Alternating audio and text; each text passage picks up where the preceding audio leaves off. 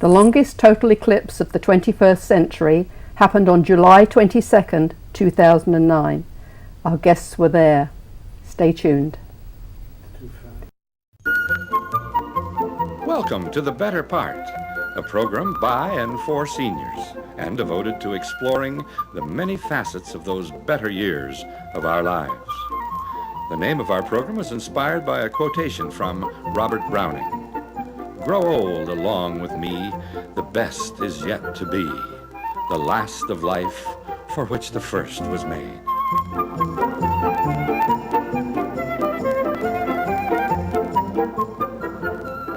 Now, sit back and enjoy a program made especially to provide seniors with useful information, plus some lighter moments to brighten your day.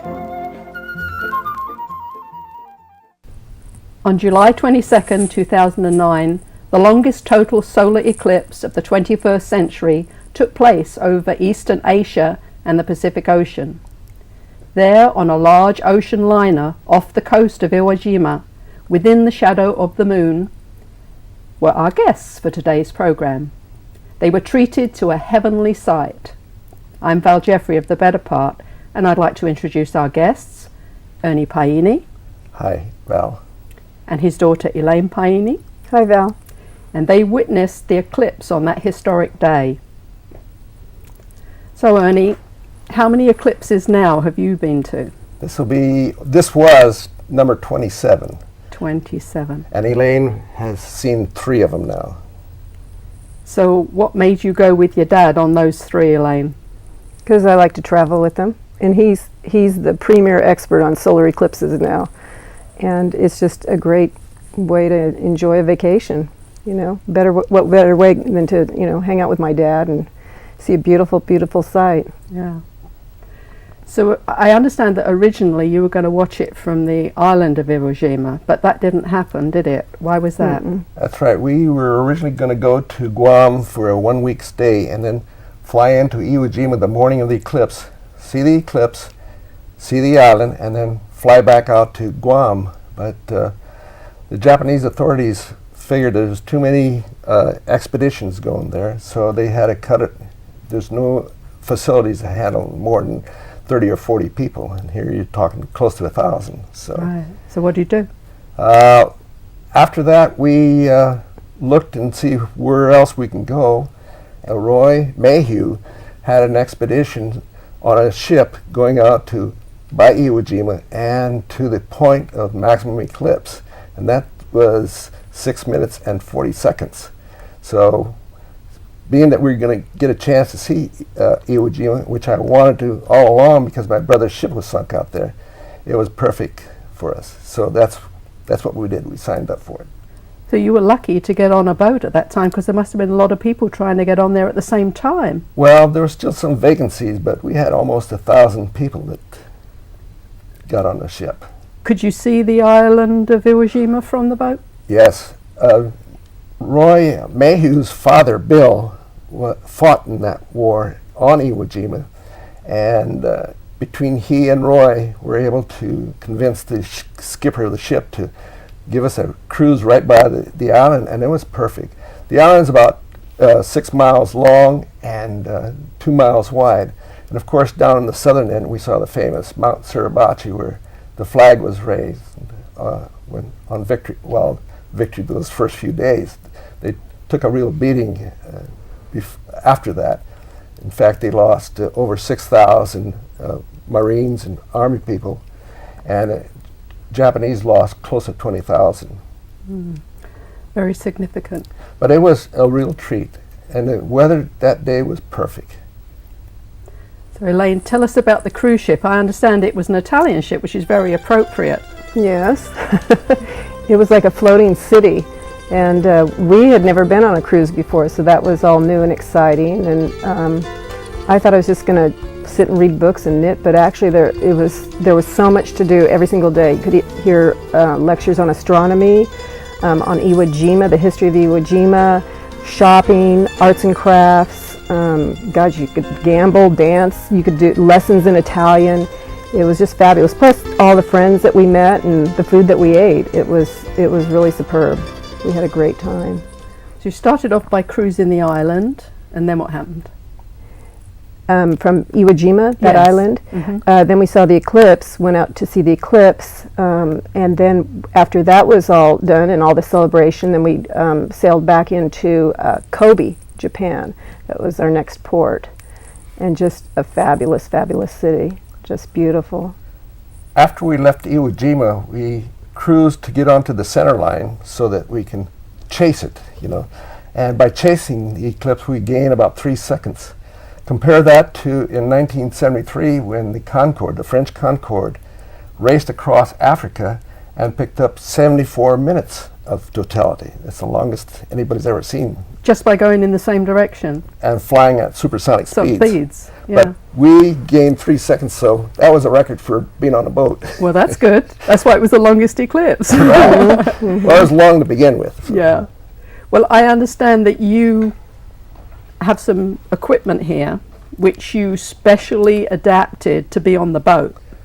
Right? Right. And I'd like to explain what I did here. Hi Val, to answer your question about the stabilizer, I will do that here at home where it will be more convenient and more room.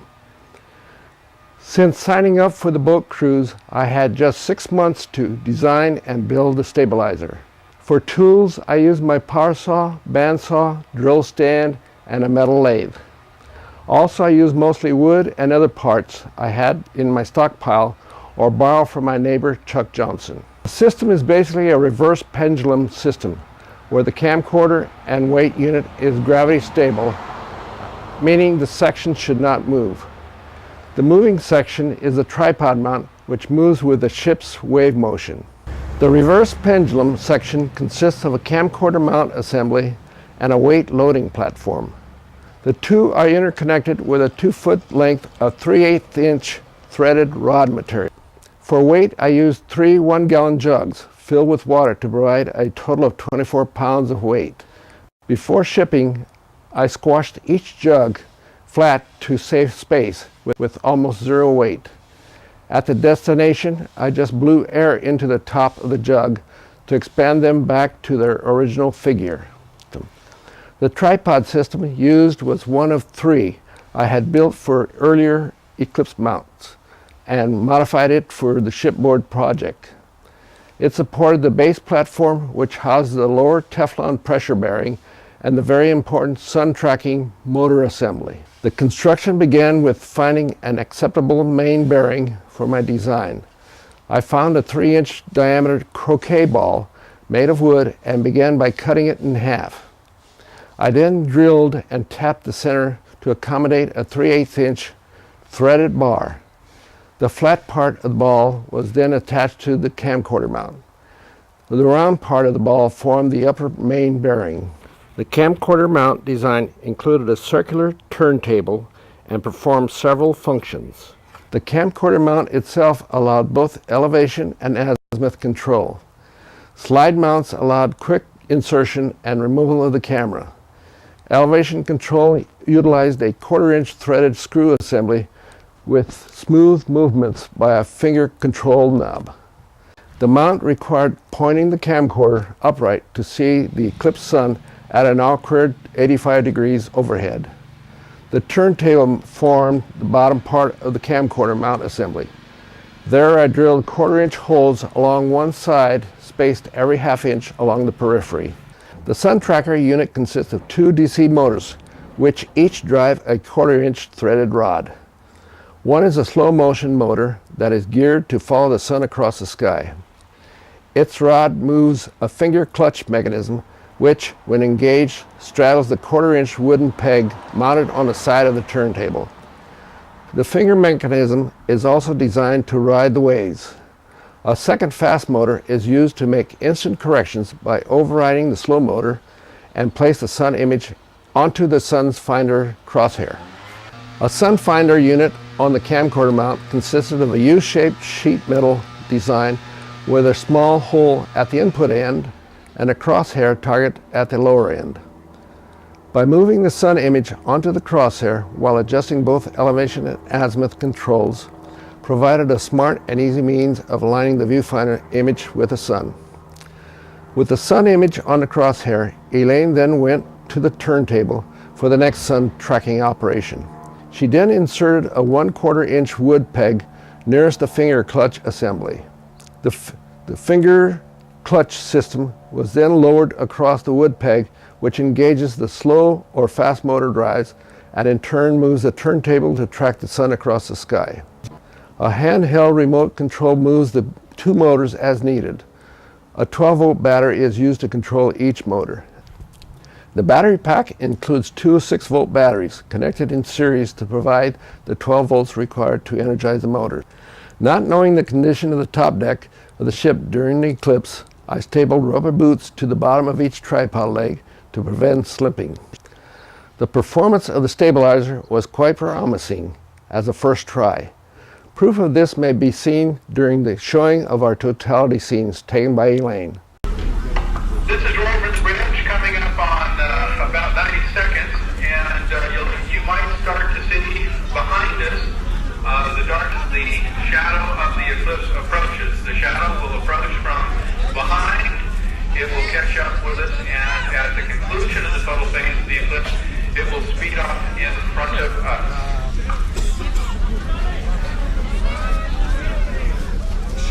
Okay, 1 minute till second contact.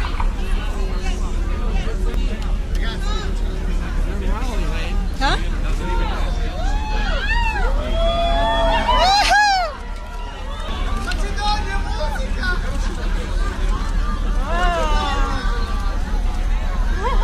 Here it comes, here it comes, here it comes.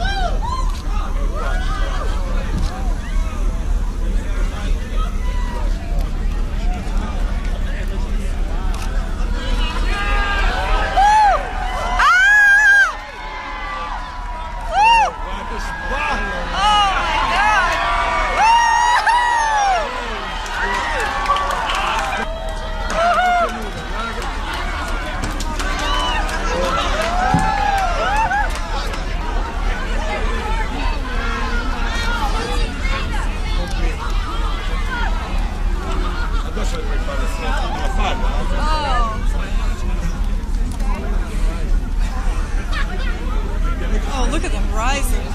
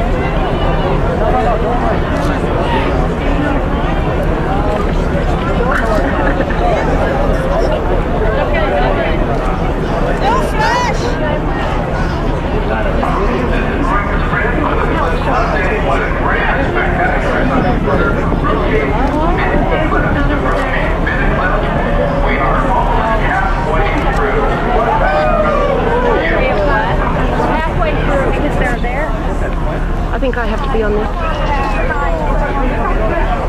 Hello?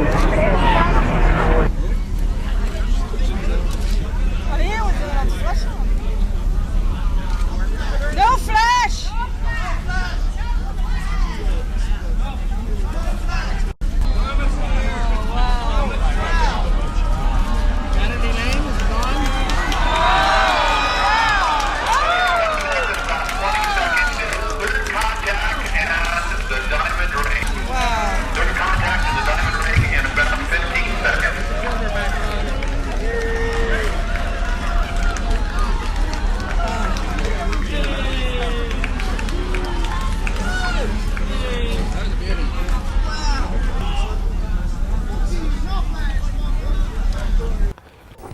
So, Elaine, what time did the eclipse start, and what did you do? What was your procedure? About 10, About 29, somewhere. Yeah, about 10:29, and so you're starting to speed up and get excited, and this is it. And so I just started taking pictures of the first contact where the the moon touches the sun. And just looking at the crowds, I had before that wandered and looked at the ocean because it was so calm and just beautiful, and just started to wander. But now getting back into place, just checking my equipment, making sure Dad was okay with his equipment, and just watching everybody get excited. So what's your what do you do at that time? Well, first of all, I've got to make sure my camera's focused, because I was operating with my Rebel digital camera, and it had a 300 millimeter lens in front of it, and it's sticking straight up. It's an awkward position to look. So I can look into a viewfinder and see where it's focused, but once I click the shutter, I can't see it. I have to, almost wring my neck to get a good view of it. So I took a guess as to what was happening, and I clicked away my sequence. I went from a 60th of a second down to a quarter of a second, and didn't dare go much lower than that, because you start getting that ship movement. I photographed every time the ship would go to one end on its roll and photograph there, and then wait till the next one comes in. That's the only way you can catch it. Otherwise you get big blur. Do you feel that you accomplished everything that you wanted to do on this trip? Yeah, just about everything, plus a lot more. But the one thing is my scanner. I went to turn that thing on, and it was near totality. Everybody was screaming, and I had to worry about... Including her, I know. As usual. And I had to worry about getting my camera in focus, and I thought I had hit the record button, but for some reason or other, it didn't go on. But after a while, I was enjoying what I was seeing on the viewfinder, all those beautiful clouds that you see there. And I said, boy, I got a winner here. And then after the show, I realized I didn't have that record button on. Oh. But that's why I have to go to the next one, That's right. Get it to work right. That's my excuse. Although my wife may not buy that. But Well, I know she supports you in everything you do. That's the main thing. that's right. This was your third longest Saros family eclipse. Right. Did I get that right? Number Right, 136. Tell us about Right. that. Every eclipse that happens, partials, totals, whatnot, they all belong to a family. Okay. This family here is 136, happens to be one of the longest ones that ever occurred. And this is a map that shows 9 of the eclipses from Saros 136. The one I saw in Africa in 1973 was this one right here. And that's where the Concorde raced across all of Africa to capture 74 minutes. 18 years, 11 1/3 days later, the next one occurred, and instead of happening right there, it moves downstream 120 degrees because of the 1/3 of a day. And this one, we saw it in Baja, California. And then the next one, of course, was the one we just saw over here, 18 years, 11 1/3 days later, it's over here again. And notice that each eclipse of this Saros moves upward. The first one started down the South Pole and moved up, and it'll end with a partial at the North Pole. Other eclipses, they vary all over the place as to what they look like.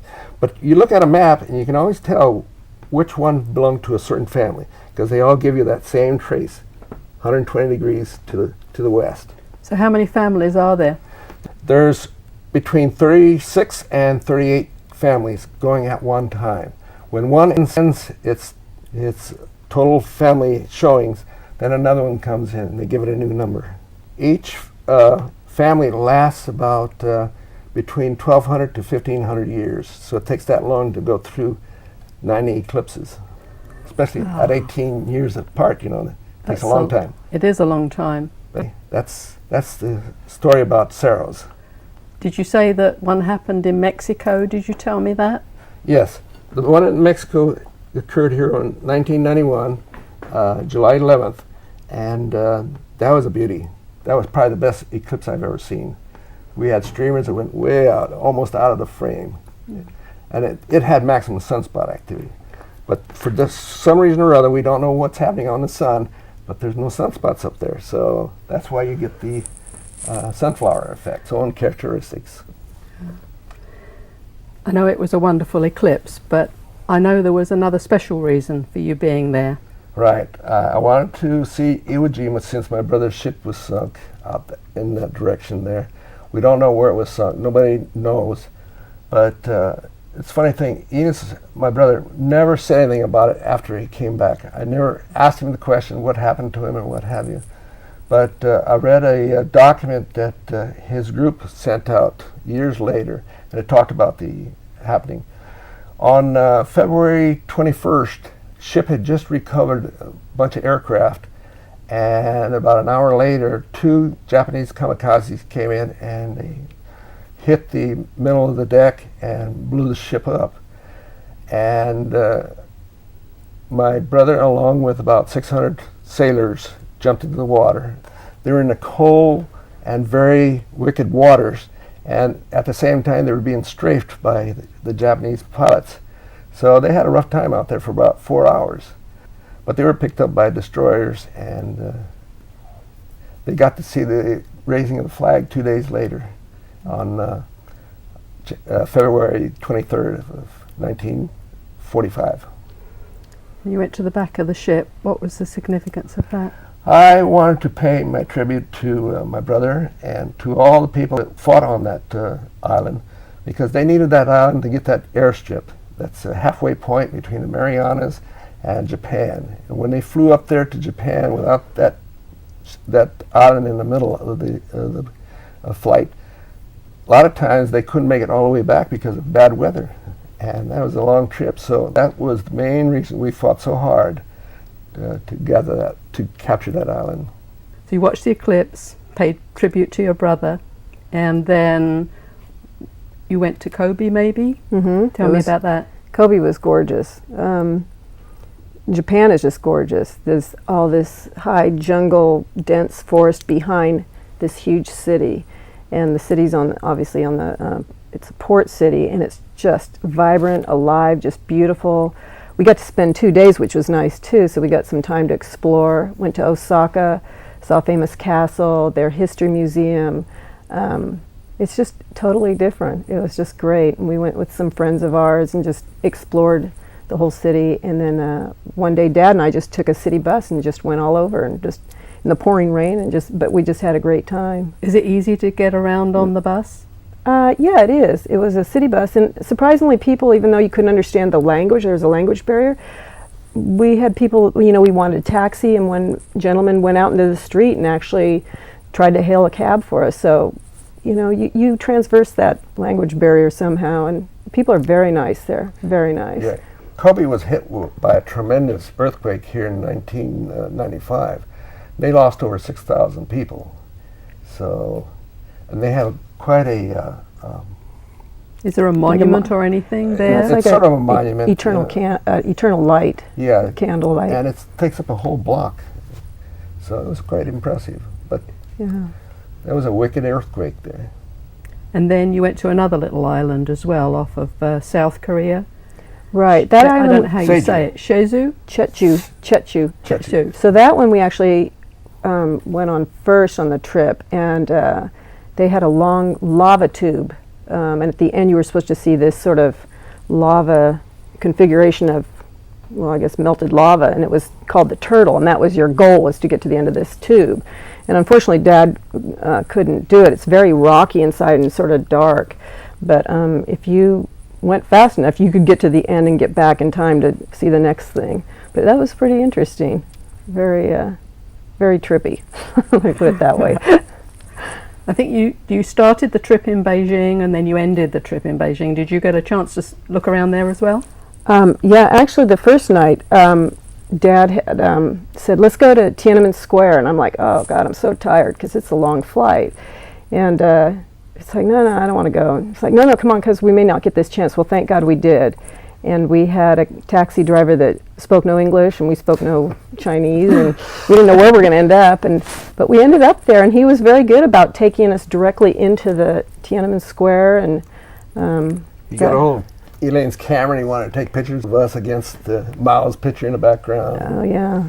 So that was great. But we also, the last day we were there, we were debating whether to go to the Great Wall of China. We'd heard, oh, it's too long, it's too hot, it's too crowded, it's too this. And we said, let's just go for it, because I had never been there.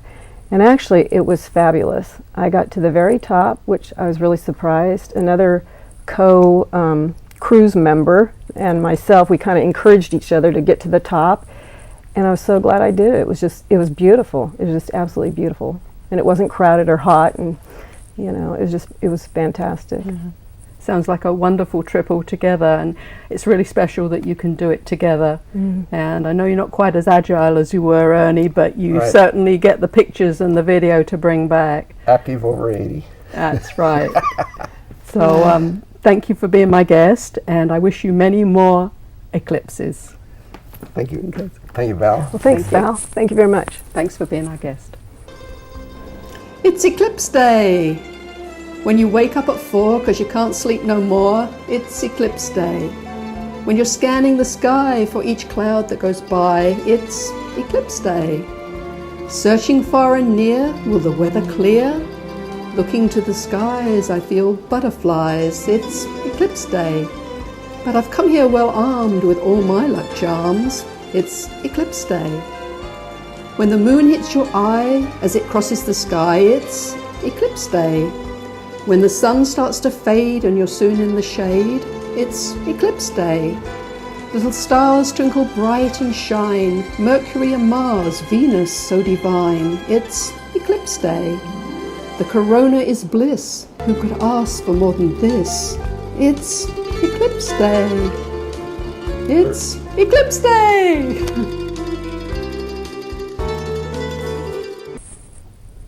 If you'd like a copy of today's program, or any of the Better Part programs, please contact us at the Cupertino Senior Center, 408-777-3150, or visit our website, www.thebetterpart.com. A selection of our programs are also available through the Santa Clara County Library System and on YouTube. I'm Val Jeffrey for The Better Part, and I thank you for watching.